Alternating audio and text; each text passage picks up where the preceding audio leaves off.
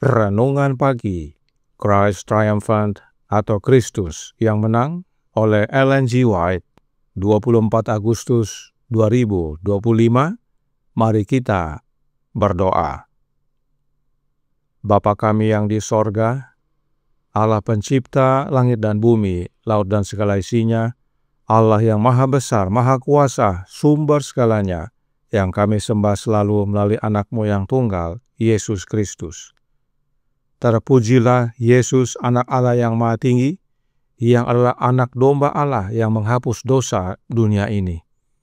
Pada pagi hari ini kami bersyukur boleh bangun dan berbakti, dan sebagaimana membaca dan mendengarkan nasihat firman-Mu, kiranya ini menjadi pertobatan bagi kami semua, agar tidak menolak Yesus yang adalah Mesias bagi kami. Beserta kami sepanjang perbaktian ini, kehendak-Mu yang jadi. Ampun kami akan dosa dan salah, karena kami berdoa hanya dalam nama anak Allah yang tunggal, Yesus Kristus, yang adalah Tuhan dan Juru Selamat kami. Amin. Renungan hari ini akan dibacakan oleh Ibu Santi Pratama. Kepada Ibu Santi, kami persilahkan. Selamat pagi untuk kita semua. Renungan pagi kita pada pagi hari ini, tanggal 24 Agustus 2025, judulnya Mesias yang dinubuatkan ditolak. Ayat intinya terdapat dalam Lukas 4 ayat 24. Bunyinya, dan katanya lagi, aku berkata kepadamu, sesungguhnya tidak ada nabi yang dihargai di tempat asalnya. Keterangannya, betapa besar minat para malaikat surgawi dan dunia-dunia yang belum jatuh menyaksikan pertentangan ini saat kehormatan hukum sedang ditegakkan. Bukan hanya untuk dunia ini, tetapi juga untuk alam semesta sorga dan dunia-dunia yang telah Allah ciptakan. Pertentangan ini akan diselesaikan selamanya. Persekongkolan kegelapan sedang menanti kesempatan untuk bangkit dan menang atas pengganti dan penjamin ilahi dan manusia bagi umat manusia, agar orang murtad dapat berseru kemenangan dan dunia beserta penduduknya selamanya menjadi kerajaannya. Namun setan hanya mencapai tumitnya. Ia tidak dapat menyentuh kepalanya. Sekarang ia melihat bahwa karakter aslinya terungkap dengan jelas di hadapan seluruh surga, dan bahwa makhluk-makhluk surgawi dan dunia-dunia yang telah Allah ciptakan akan sepenuhnya berada di pihak Allah.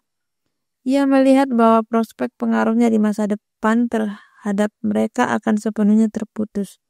Kemanusiaan Kristus akan menunjukkan untuk selamanya pertanyaan yang menyelesaikan pertentangan tersebut. Apa yang menggerakkan bangsanya sendiri untuk mencemoohi seperti itu?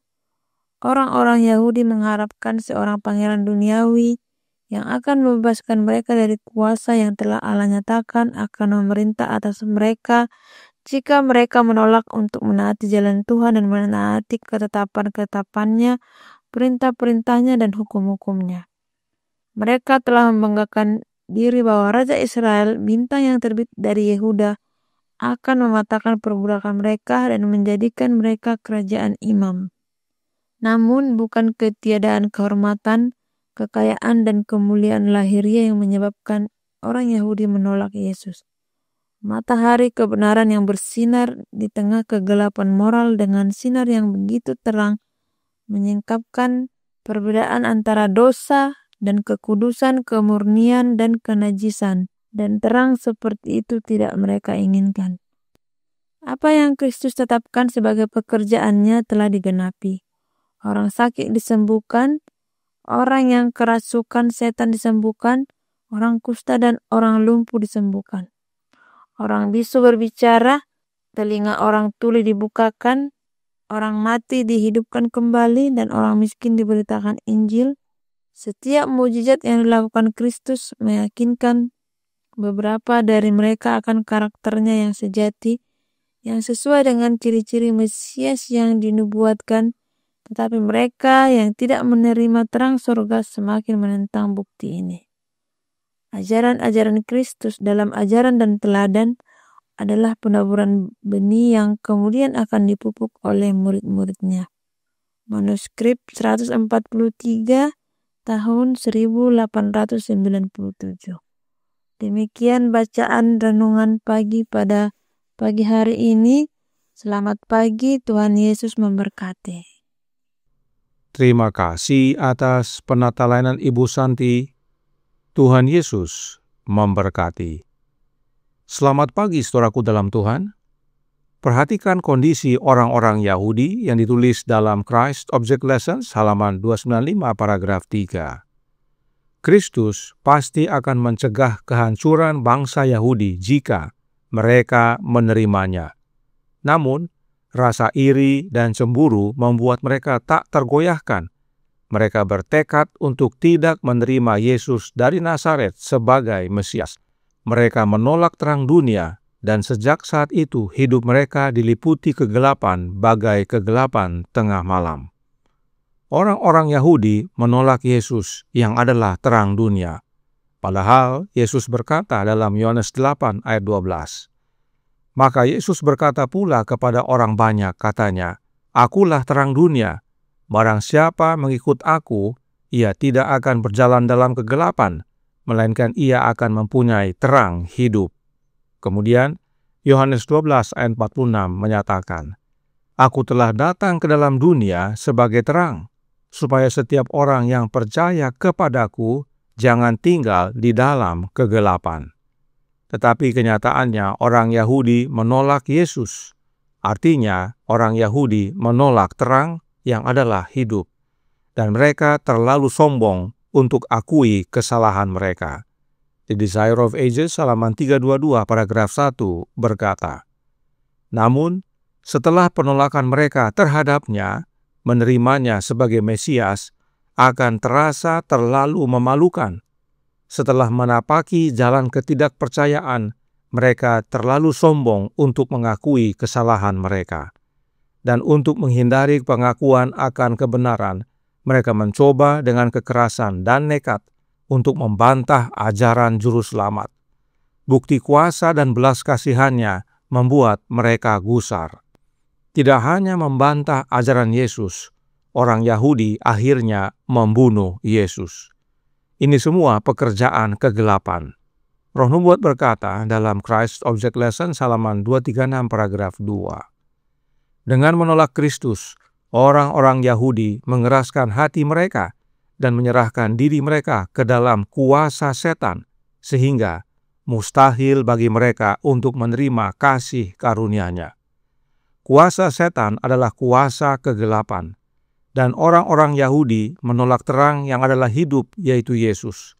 Oleh karena mereka menyerahkan diri kepada kuasa kegelapan, dan mereka terlalu sombong untuk akui kesalahan mereka. Sungguh tragis. Dan karena itu, renungan hari ini berkata dalam Christ Triumphant halaman 243 paragraf 4. Namun, bukan ketiadaan kehormatan, kekayaan dan kemuliaan lahiriah yang menyebabkan orang Yahudi menolak Yesus. Matahari kebenaran yang bersinar di tengah kegelapan moral dengan sinar yang begitu terang menyingkapkan perbedaan antara dosa dan kekudusan, kemurnian dan kenajisan, dan terang seperti itu tidak mereka inginkan. Orang Yahudi tidak nyaman oleh karena kehadiran Kristus yang menyatakan keberdosaan mereka dan kenajisan mereka. Oleh karenanya, Roh Nubuat berkata dalam The Desire of Ages halaman 29 paragraf 4, meskipun orang-orang Yahudi merindukan kedatangan Mesias, mereka tidak memiliki pemahaman yang benar tentang misinya. Mereka tidak mencari penebusan dosa, melainkan pembebasan dari penjajahan Romawi. Mereka menantikan Mesias datang sebagai penakluk untuk mematahkan kekuasaan penindas dan mengangkat Israel ke kekuasaan universal. Dengan demikian, jalan pun disiapkan bagi mereka untuk menolak Sang Juru Selamat. Bagaimana dengan zaman sekarang ini? Apakah ada cara setan dalam menolak Yesus dan diterima oleh banyak orang? Oh, ada. Kita baca dalam suratnya nomor 42 tahun 1910 paragraf 3 yang berbunyi, malaikat-malaikat diusir dari sorga sebab mereka tidak akan bekerja dalam keharmonisan dengan Allah.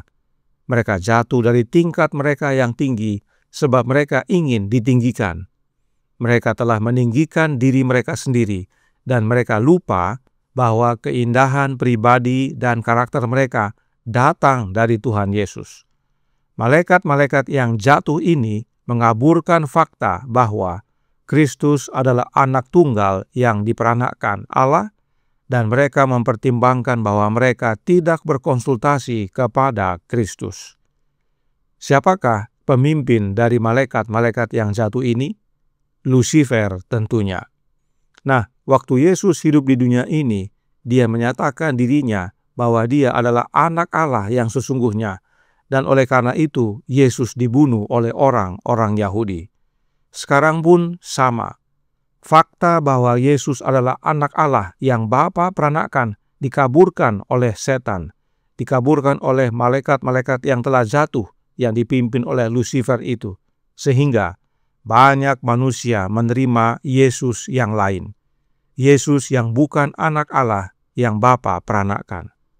Bagaimana dengan saudara? Kami berdoa agar banyak umat yang terbuka hatinya dan menerima fakta bahwa Yesus adalah anak yang Bapa peranakkan.